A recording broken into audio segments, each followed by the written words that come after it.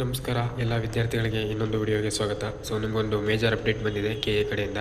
Update ಏನು ಅಂತ ನೋಡೋದಾಗಿದ್ರೆ, ಏನು ವೈದ್ಯಕೀಯ, ಇಂಜಿನಿಯರಿಂಗ್ ಹಾಗೆ ಸೇರಿದಂತೆ ಇತರ ಎಲ್ಲ ವೃತ್ತಿಪರ ಕೋರ್ಸ್ಗಳ 2ನೇ ಸುತ್ತಿನ ಪ್ರವೇಶ ಪ್ರಕ್ರಿಯೆ ಬುಧವಾರದಿಂದ ಆರಂಭವಾಗಿದೆ. ಲಭ್ಯ ಸೀಟುಗಳ ವಿವರಗಳನ್ನು ಕೂಡ ವೆಬ್ಸೈಟ್ನಲ್ಲಿ ಪ್ರಕಟಿಸಿರ್ತಾರೆ.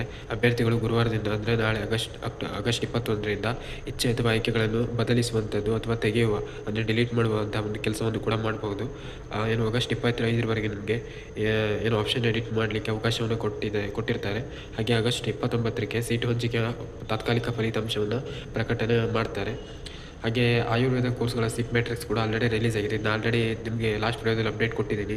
ಹಾಗೆ ಈ ಕೋರ್ಸ್ಗೆ ಮಾತ್ರ ಅಂದರೆ ಆಯುರ್ವೇದ ಕೋರ್ಸ್ಗೆ ಮಾತ್ರ ಏನು ಆಪ್ಷನ್ ಎಂಟ್ರಿಗಳನ್ನು ಮಾಡಲಿಕ್ಕೆ ನಿಮಗೆ ಅವಕಾಶ ನೀಡಲಾಗಿದೆ. ಅಂದರೆ ಹೊಸದಾಗಿ ನೀವು ಏನು ಕಾಲೇಜ್ನ ಆ್ಯಡ್ ಮಾಡ್ಬೋದು, ಅಂದರೆ ಇಷ್ಟು ಟೈಮ್ ಕೊಟ್ಟಿರಲಿಲ್ಲ ಹಾಗಾಗಿ ಆಪ್ಷನ್ ಎಂಟ್ರಿ ಮಾಡಲಿಕ್ಕೆ ಆಯುರ್ವೇದ ಕೋರ್ಸ್ಗೆ ಅವಕಾಶ ಕೊಟ್ಟಿರ್ತಾರೆ.